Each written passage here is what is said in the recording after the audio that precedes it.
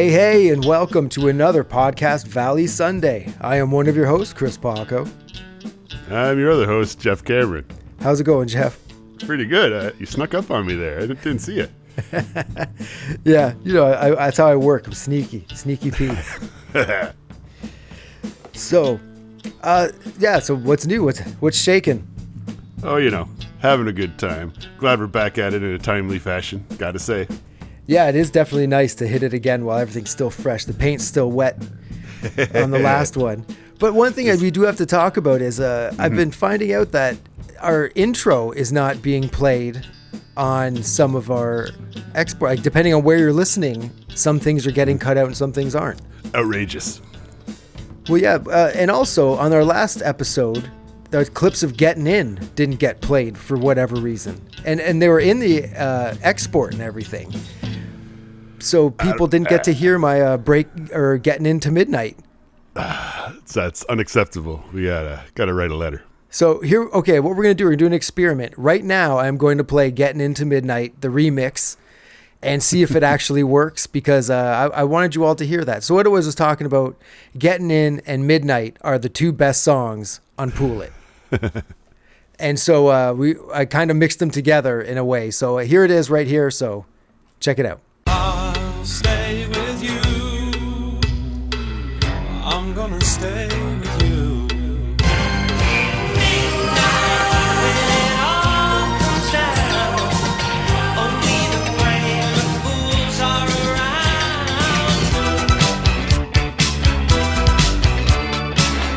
All right, so that was Getting Into Midnight. I don't know if it worked. That was an experiment to see if Getting In will get played on this one, because it wasn't on the last one.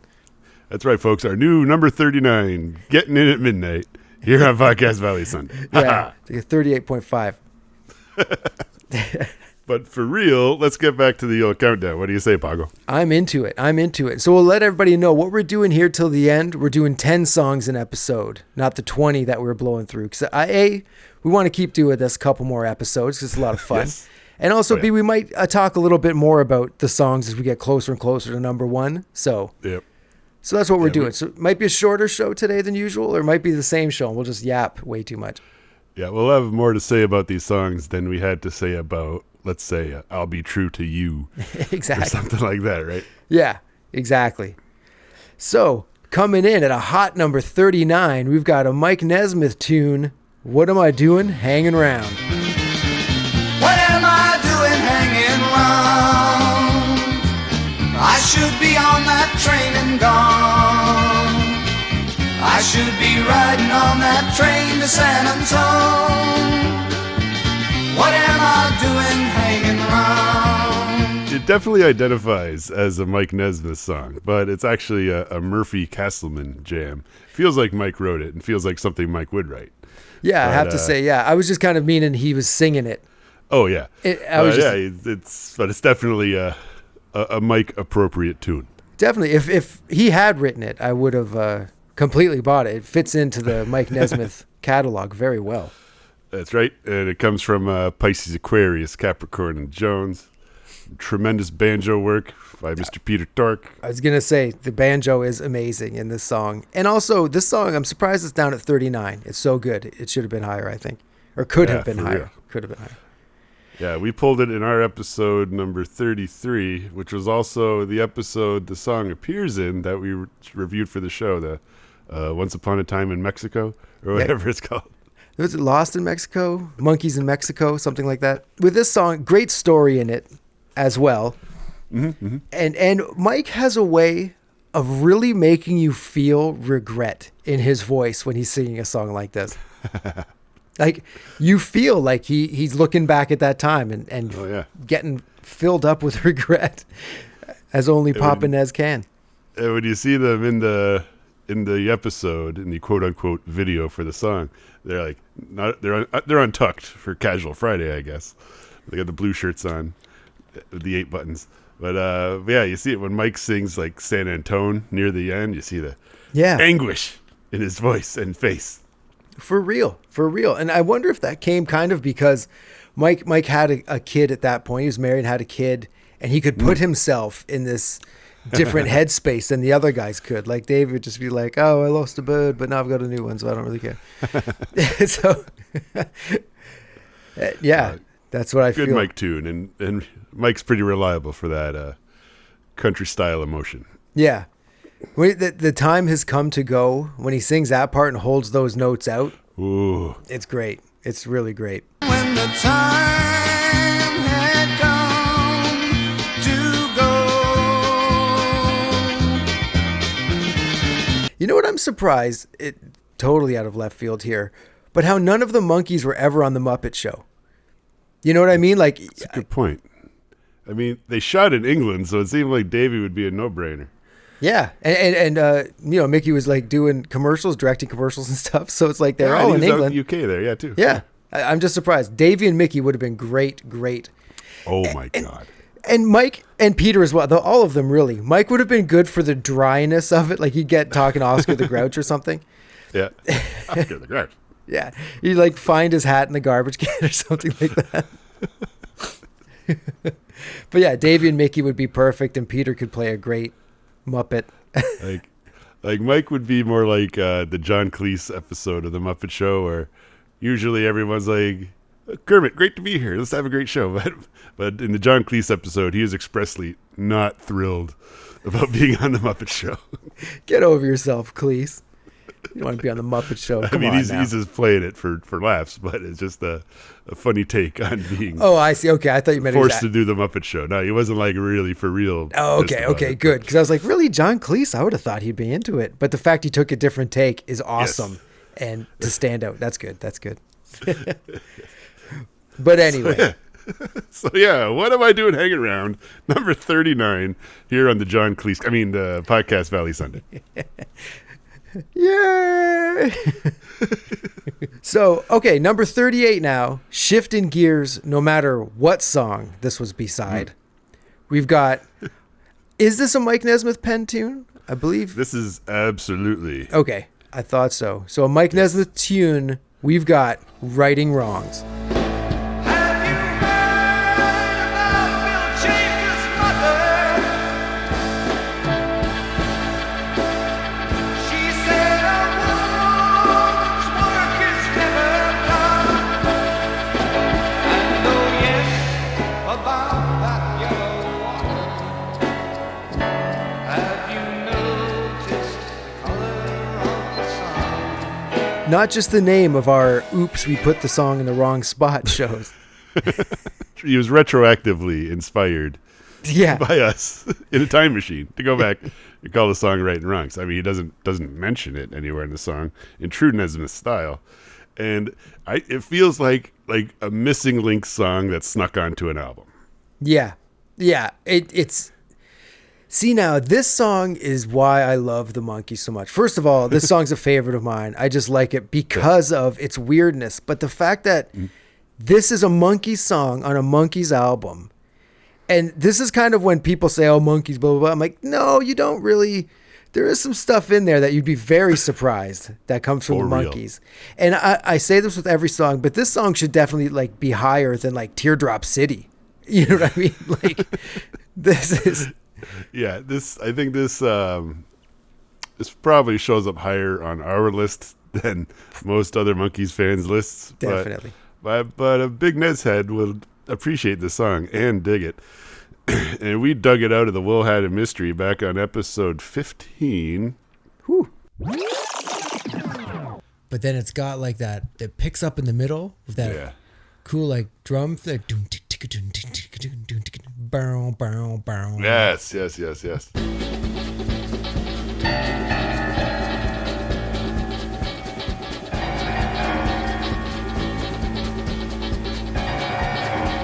It gets neat.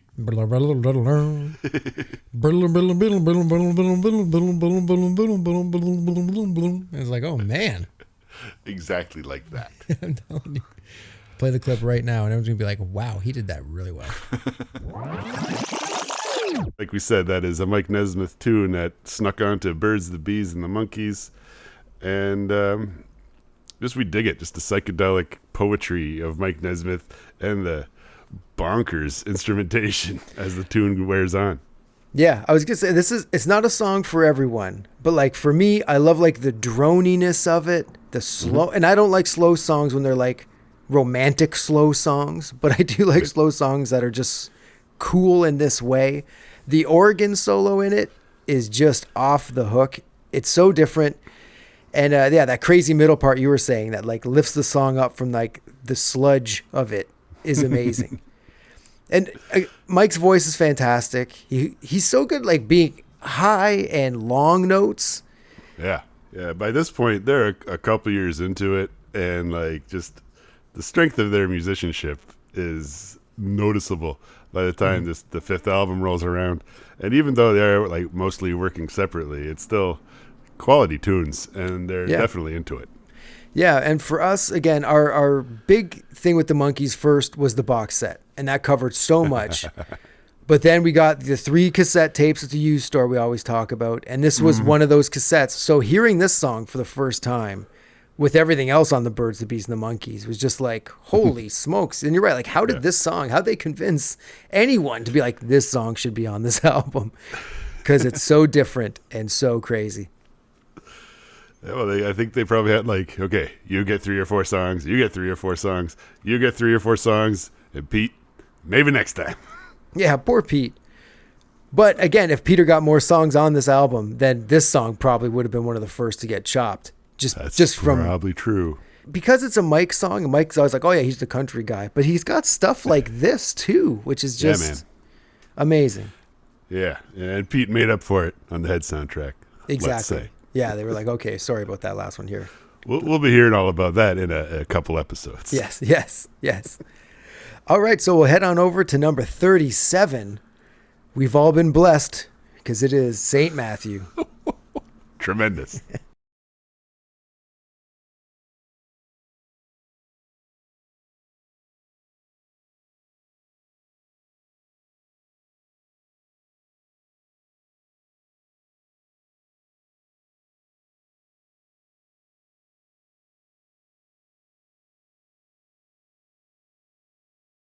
This is another Mike Nesmith number. It's appeared on Missing Links Volume 2 and also the yellow Mickey disc from the aforementioned Listen to the Band box set. That was our gateway into the larger realm of the Monkees. And we do dig this tune. They played it at the Mike and Mickey show? Yes, they did. Which was great. And more of like a jazzy, sweepy version kind of it. Yeah. Yeah, it was fun that they got to do stuff like that at the show. Yeah. And as far as we're concerned, we pulled it back in episode 25, and it was our second honorary slip-in, but technically the first one, because the very first one was I'm a Believer, just because we happen to be talking about it. But we came up with the honorary slip-in to put in like the deep cuts and the missing links. This was, I believe, your first choice. It's a good one. Yeah, it's a great Mike song. It's got that cool, breezy, pseudo-psychedelic vibe. We got those fiddles in it. So this is where the Mike Nesmith country-ish psychedelia really comes to play. It's got like that windy sound he makes with his like the whoosh stuff.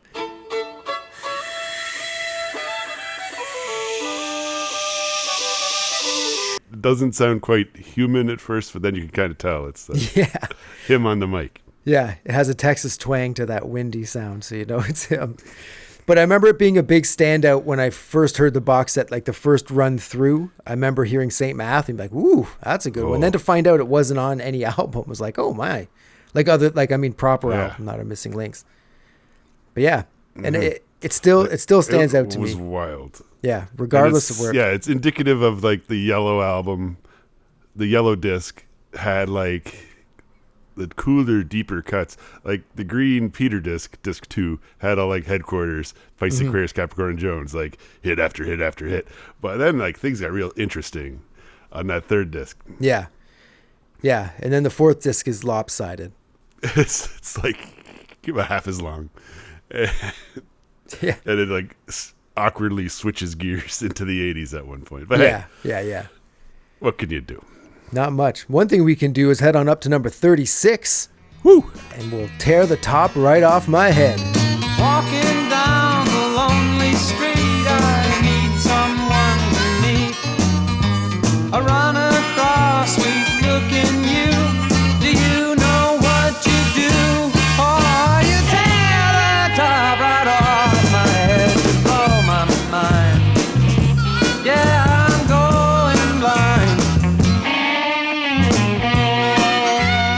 Top Right Off My Head was another honorary slip-in, and I think we were inspired to do that back in episode 44 when this tune appears in that episode. It doesn't appear on any proper Monkees album, but there's like Peter and Mickey kind of doing a little acoustic jam on the bunk beds. Yeah, it's pretty cool. Pirate ship, was it? On the pirate ship? Walking down the lonely street, I need someone to meet. I run across here looking at you. Do you know what you do? You tear the top right off my head. You blow my mind. I'm going blind. But yeah, it's really cool to hear them jamming it out in the episode. Mm-hmm. That would have been one of the things if you just heard that snippet on TV, like, whoa, if you really liked it. And you're like, what is that? What is that? And it just never comes out. And then finally one day it pops up on a Missing Links. You're like, that's that song. Could you imagine? Like you were like a kid in 66, you heard that song. And you're like, what's that? It's like, never ever came out. And then it finally did. I think first appearance was on the Listen to the Band box set, if I'm not mistaken. Yeah, bro, that would tear the top right off your head. If you've been humming this little bit of a tune in your head for 30 years, 20 years, and then all of a sudden you hear it for real, it would be freaking amazing. You freaking out in the afternoon. Exactly. For sure. This song is written about that experience. They're like, okay, look, let's write a song. We'll sing a little bit of it on the show, and then we won't put it out for 25 years. And it's going to be about the person who hears that song after 25 years. And that's what this song is about.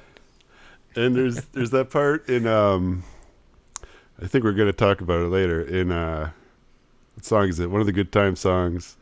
Birth of an Accidental Hipster, where they say all sing along, and it sounds a lot like the freaking out in the afternoon part and tear the top right out of my head. I'm pretty sure that was a conscious, either like a tip of the top of the head. Or Noel Gallagher's a big tear the top right off my head fan. Huge. Maybe it was him. Yeah. Fucking heard the fucking song and tore the top of my head. Tremendous.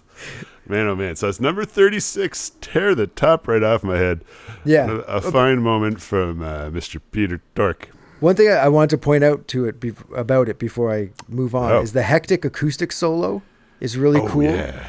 That bring, bring, bring, bring, bring, bring, bring, bring, bring, bring, and it just kind of goes off for a little bit.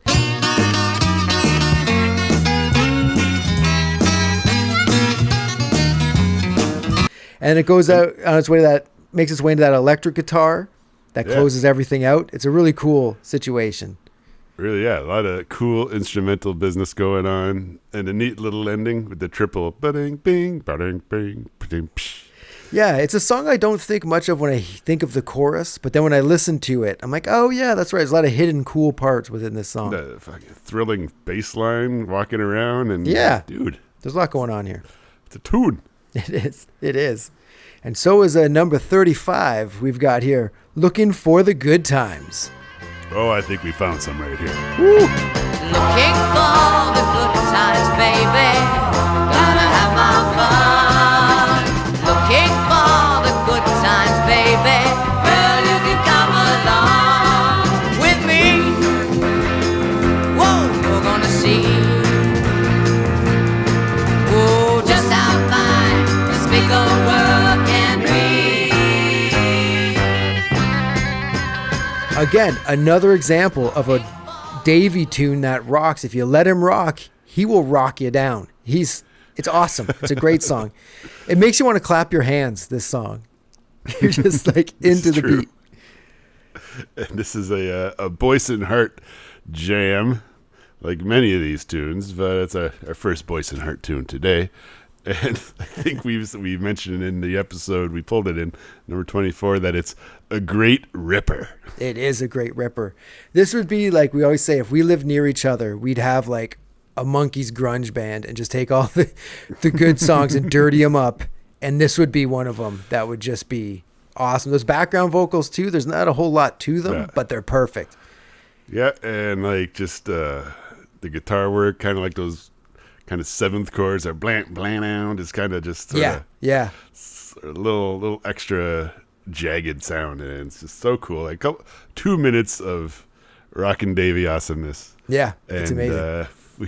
We'll take what we can get when it comes to Rockin' Davy tunes, and that's why it's up so high. Yeah, and I just had this idea right now, actually, so I'll bring it up, which is kind of sad and kind of weird. But could you imagine if there was like the Mike and Mickey tour was like a Monkees fan's wet dream? Like it was, it's the deepest cuts. We're all awesome. But could you imagine if they got to do that with the 4 of them, and they'd play songs like this and stuff like that? And it was like the Monkees, the 4 dudes, 2 sets, deep tracks, hits, everything. The Mike and Mickey and Peter and Davy show? Exactly. Yeah. Yeah. The MMPD. Yeah, you know me. Yeah. Oh man. I think would of be a stuff trip. like that bums me out. Like if I always think like if Hendrix and Parliament could have done an album together, what would that have been like? And it just makes me sad because you'll never know. Maybe we'll get AI to do it. Ugh, AI, the ruiner of creativity for and real. art. I hate AI so much. I mean, the computers are writing poetry and doing painting, while us Yeah. flesh and blood goobers got to do the Bagging groceries legwork. and pumping gas. It's like, yeah, we're supposed to make robots and AI to do the garbage, and then we just get to do poetry and It's music. It's like, can't we make AI like clean the trash out of the oceans? Like, nope. But here's what Jimi Hendrix would have looked like if he's still alive. Exactly. Yeah. Yeah. No. F it. We could have just done this podcast, had AI to do this podcast for us. Ooh. I bet you the list would look a lot different. But anyway, again, this is why we're only doing 10 songs, because we go off on these tangents. Number 200, Righting Wrongs. Exactly. What a piece of garbage. I don't get it. They spelt writing wrong. Incorrect. Error. Does not compute. Anywho, All right. That brings us halfway through today's jams. I feel like we're ripping through them, but we're just excited. We're having a good time because we're getting into like a lot of our really uppermost favorite Monkees tunes. But it gives me a chance to talk real quick about a pretty rad Monkees compilation called More of the Monkees Greatest Hits. My cousin Chris Paco was lucky enough to receive this album from me not too long ago. yes, a birthday present. I had not seen it too often in real life, and it was I was pretty stoked to get it. So was 'Cause, I. Even though like I got most of like the Monkey vinyl, like the actual albums, I think he's piled up a nice collection of compilation albums, including now this one, Yep. which is like the sequel to the Orange album that we know as the Monkees Greatest Hits. But that first one has, the theme and Clarksville and the Believers. But this one, the More of the Monkees Greatest Hits, I keep putting more of in there because that's kind of like a monkey thing. But I think it's More Monkees Greatest Hits. More Greatest Hits of the Monkees. I think that's what it's actually called. Hang on. Do you want me to check it out? I got it on the thing here. All right. Look at your thing. Yeah, More Greatest Hits of the Monkees is what it's called. It was put out in 1982, Oh, wow. which seems like kind of a soft time for the Monkees, but I think the tunes were on TV, and like there's always sort of like probably a low level syndication popularity of it on the UHF channels were probably carrying it, and it's got a lot of excellent tunes. There's a lot of our favorite songs. Especially going from the Monkees' Greatest Hits, which is like the hits, like Shades of Grey might be the deepest cut on Greatest Hits. And then this one is just like, holy cow, you really dug deep. This is like almost like a playlist of awesome tunes, not even like Greatest Hits, because I don't know how great these hits were, to be honest. Exactly. But once again, it's like our second album worth of quote-unquote hits. Still, 0.0 head soundtrack songs. Yeah, true. It's true. It wasn't on anyone's radar. Even like Porpoise Song, though, you should think like that should be on this one at least. I don't know. I think it was tainted by association. and it just labeled as unsuccessful and buried until people were able to get into it. Yeah, exactly. Like, it's not like it was on. I don't think it was on network TV at any point. Yeah, I wondered, like, if Much Music hadn't have played it that time, would we have ever even seen it? How would we have ever seen it? It's a great question. Until it finally came out on the DVD. I think there was a VHS version of it out. We've never seen it in real life. I think I've seen it on some Monkees Instagrams. Yeah, nowadays we could find it, but back in the day, there's no way we would have been able to find a head VHS tape. People would have thought it was porno. If you went at the movie store, I'm like, I want a videotape called Head. And they're like, we don't do that at Blockbuster, sir. But for today's statistical moment, I ran the numbers on this album, More Greatest Hits of the Monkees, and the average score is 31. So there you go. That's pretty low. We would be talking about it today on this episode, and in fact, the song at number 31 is on this album. Boom! Look out! Here Comes Tomorrow, but it's not that one. That would have been perfect. A perfect segue. Anyway, back to the countdown. At number 34, we got another honorary slip-in. A lot of these slip-ins ended up in the 30s, bud. Yeah, it's crazy. But this was my choice back in episode 25, and it's I Don't Think You Know Me. If you think I want the life you choose to live, I don't think I want the love you got to give. If you think my goals could be so trivial and small, then I don't think you know me at all. Super great song. Like, super awesome. I really like this song a lot. There's so many versions of it. There's a Mickey version, a Mike version, and a Peter version of this song. Yes. Davey, no dice. He just wasn't up for it. Everybody knows me, babe. And the thing is, all the versions, they're all great. Like, it's not like you can be like, oh, this is definitely the best one. It's like, no. For real. Like, each one has something special about it. I think they have similar backing tracks, but, like, each one feels a little different depending on what the singer brings to it. And it's a Goffin and King number. And I think allegedly Mike Nesmith made Carole King cry during these sessions for one reason or another. What a thing to be known for. And appeared on Missing Links and also the box set. Yeah. And I think we've developed a fondness, even though we are Nez heads. The Peter version, I think, has stuck with us the most. Yeah, Peter's version has like an honesty and innocence about it that Peter seems to bring to like all of the songs he sings, but this one especially when it's in like juxtaposed with the other ones. Yeah, just the vulnerability he brings to it, and he goes up for that high note during the verse. Yeah. It's just so good. And then the la-las. I was going to say, Davey show up. The la-las in the bridge are fantastic.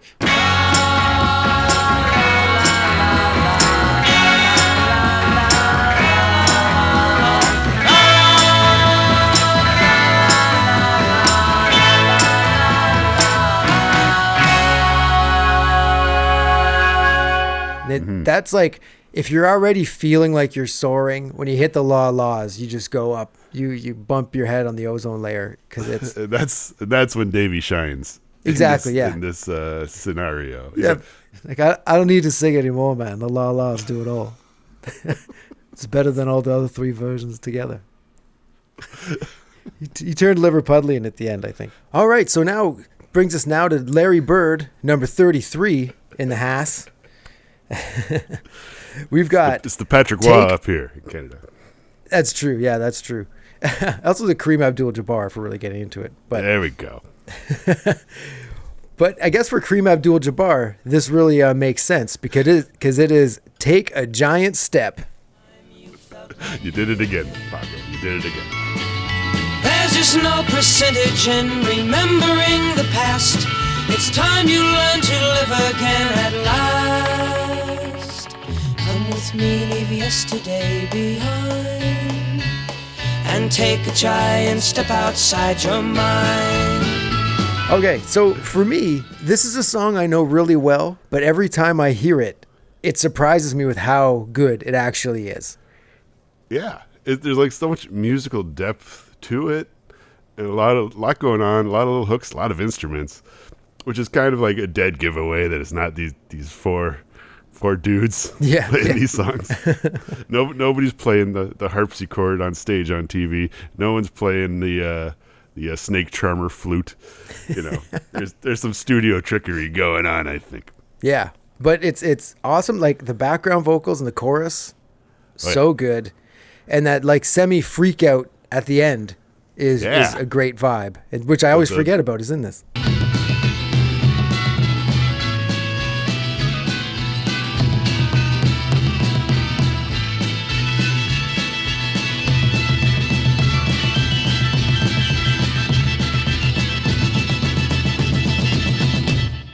Yeah, the rising action and that thing we like on the tom drum, the do do do do do do do do do do do. Yeah.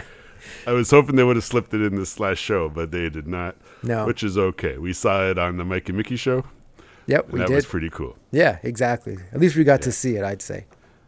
For sure. It's a Goffin and King number. It's the last song on side one of the Monkees' first album, which is why we've heard it an awful lot. And is it on the best of? I don't know. I think it's on some collections. Yeah, it makes an appearance here and there. That's why it's kind of a well-ish known song, but not a... It's also the B-side of Last Train to Clarksville. That's crazy. When you think about it. And we pulled it back on episode 3, which was our second day of pulling tunes out of the hat. I think we were pretty pleased about this one. Yeah. Remember that there's so many tunes in the hat. You almost had to use 2 hands to pick the hat up. That was heavy. There's so many songs in it. During the research for this song, I noticed there's a lot of cover versions. I was surprised. Really? Yeah. There's a version by a American blues man named Taj Mahal, which is kind of a funky slow groove, and then it picks up in the chorus. There is just no percentage in remembering the past. It's time you learn to live again and love and last. Come with me, leave your yesterday behind, and take a giant step outside your mind. And then there's another Taj Mahal related version by a project called The Rising Suns, which features him and Ry Cooder, and it's more of a 3-minute jangle experience, sort of closer to the real tune. There's just no percentage in remembering the past. It's time you learn to live again at last. You've got to leave your yesterday behind and take a giant step outside your mind. Another version by Bobby Sherman, who you might remember from Monkees at the Movies. He played Frankie Catalina, in addition to being a teen idol in his own right. Yep. But he sang a version of the song on a TV show called Here Come the Brides, and you could dig it up online if you really wanted to. I just found it really faint. It's like the video of the show itself, but the music is very faint for some reason. But it's there, and it's this tune. Yeah. And we all know him from his band Sherman's Shermits. Sherman's Shermits. Love it. And but I just want to say in passing, Monkees at the Movies, strong episode. It is. Yeah, that was a good one. The Luther Cram and all that, it was great. It was fantastic. Also, goth punk chanteuse from Germany, Nina Hagen, had a version of this tune in the 90s, and it sounds pretty cool. There's just no percentage in remembering the past. It's time you learn to live again, love at last.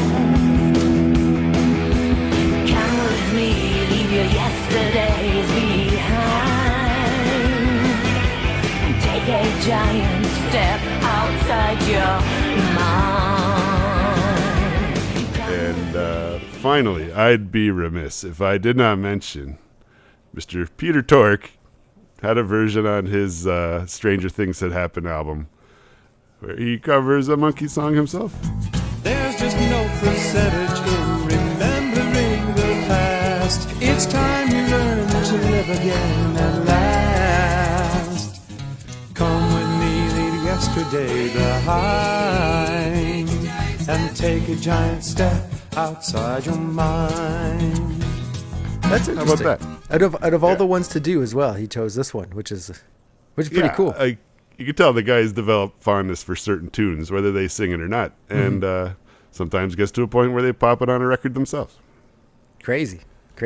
You remember? I wonder if he's like harboring it his whole career. It's like, I should have sang "Take a Giant Step." I don't know about that.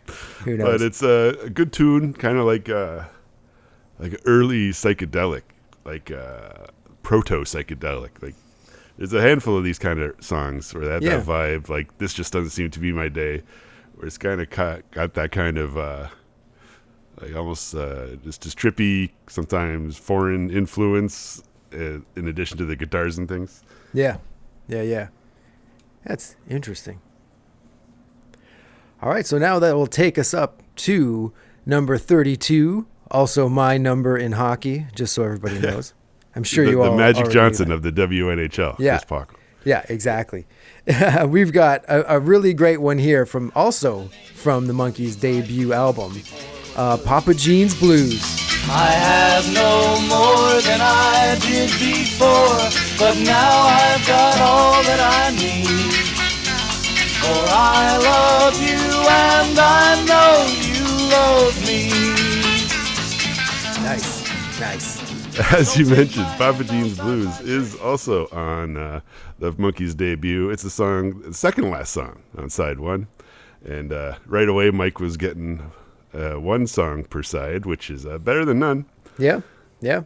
And also him getting this song on the album is like, okay, got the song on per side, blah, blah, blah. But it was a huge move in what comes after this, like setting a precedent of allowing them to have input on these albums. Yep. Absolutely. And obviously they perform it on the show, which, they didn't have to do. They could just... They could have just swept these tunes under the rug, or maybe they're that good, like, hey, let's put this in the show. Or maybe Mike was like, hey, we're putting this in the show, or else I'm going home. Yeah, exactly. Yeah, that might have been more what it was about. But it's got that thing where the title is not in the song, which is one of Mike's signature moves. Yeah, exactly. Yeah, and the chorus lyrics are perfect. The melody of the whole thing is great. It's like young Nez just going off on all cylinders, I'd say. This is one of the rare times when they're quote unquote performing on the show where Mike actually smiles. Yes. And I think he winks as well. Yeah, you can tell it was early on. He was still very hopeful and happy about everything. But real. The solo's so great. And it's so great that Mike name checks the guy doing the solo. Oh yeah, the video for the show is them in that weird purple room, and they look like babies. Like it was almost like this was their audition. They all look so young. Yeah, they got the suits on, right? Not the 8-button shirts, but like the actual like formal wear, custom made for each of their personalities. Oh no, this tune also reminds me. I don't know if you remember. You probably do. Back in the '90s, there was an issue of Rolling Stone magazine. And on the live concert page where they would review a couple concerts, there was Metallica. And then there was a little corner. Mike Nesmith did a solo show somewhere in California. And it was one of those things where you glance, you think you see his face, you think you see his name. And I'm like, was that Mike? And it is. Because it's him with a little guitar, the beard. Down below, a couple pictures of, James and Lars. But down in the corner, there's Mike Nesmith. And it's pretty neat. And it mentions that he played one Monkee song, and it was Papa Jean's Blues. That's crazy. And that'd be a good time to see Mike. It'd be weird to go see Mike and only get one Monkee song out of it, though. Not talking sauce on his other stuff, but you just kind of think like, okay, we'll get a couple of these. At least he played this one. Yeah. And another thing with this song is, if you listen to the percussion in it, there's a lot going on there, but there isn't like any straightforward rock and roll drums going on. Like there's not like a do-do-ta. It's all like shakers and maracas and all these other different noises going on. Like clip-cloppy horse noises and things. It's a lot of strange business. And which is another thing that makes this song so cool. A lot of fun. And no, he did not have the toque in the picture. No. There's no wool hat I at wonder- this particular concert. I wonder if he ever put the wool hat on again. Like he took it off and was like, I'm done. And just never even ever just put it on. He was like done with it 100%. It might have been like an incentive thing at the video ranch thing. Maybe. You chat with Mike, costs this much. Yeah. The wool hat on, it's $80,000. And you got to supply the toque. And a mic to wear it, because this mic ain't going to do it. That once again as number 32, Papa Gene's Blues, here at Podcast Valley Sundays, Randomatic Countdown. And so here we go. We've got, this is our last song of the day, coming in with a good one. You've got to say, there's no denying this one. Mickey played Yeah, it man. when we saw him recently, and it's everybody's favorite censored song, alternate title, a.k.a. Randy Skouskit. The four kings of EMI are sitting stately on the floor. There are birds out on the sidewalk and a ballet at the door. He reminds me of a penguin with few and plaster hair. There's talcum powder on the letter, and the birthday boy is there. Why don't you cut your hair? Why don't you live up there? Why don't you do what I do? See what I feel when I care. Classic on every level, this song. This is the song at number 31 I mentioned that was also on More Greatest Hits of the Monkees. Mm-hmm. And it's that type of song, you know, that tier just below the hits where it's like just a good song a lot of people like. Yeah. And once you're into the Monkees, this is the kind of thing you get into. Yeah. And you dig it. It appeared on Headquarters. They play all the instruments on it. And as you alluded to, it has some notoriety to it where overseas, the UK particularly, that the title Randy Scouse Git is loosely translates into other English as a horny Liverpudlian jerk.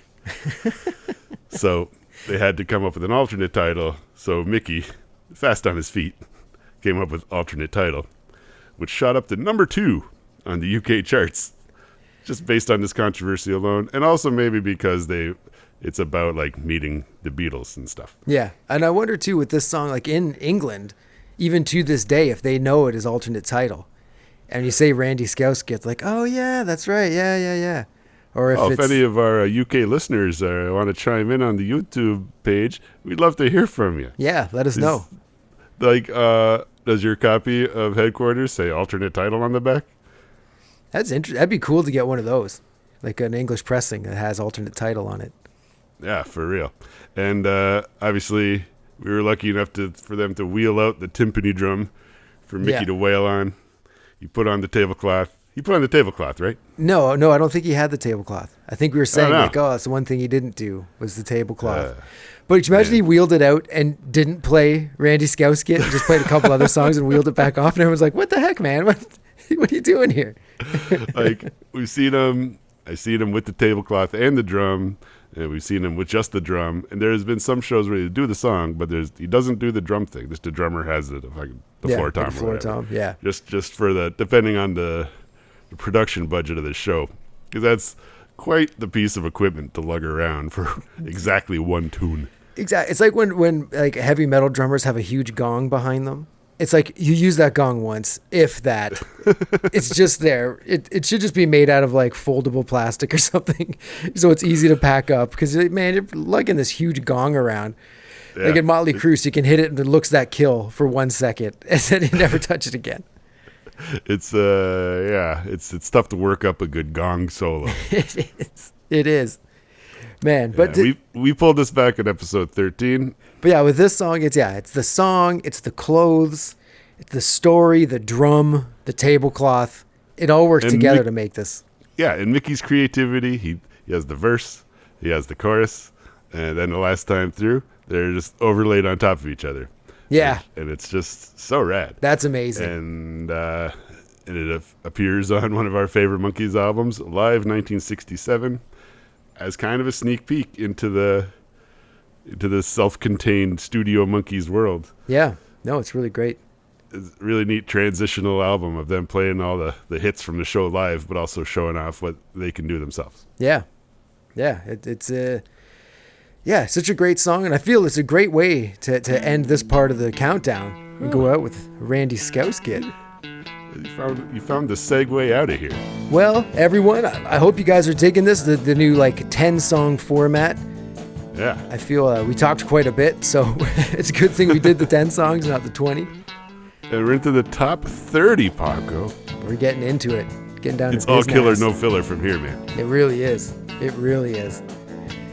All right, so everyone, hope you're digging it. I'm digging it. I assume Jeff's digging it. I have also dug it as well. Fantastic.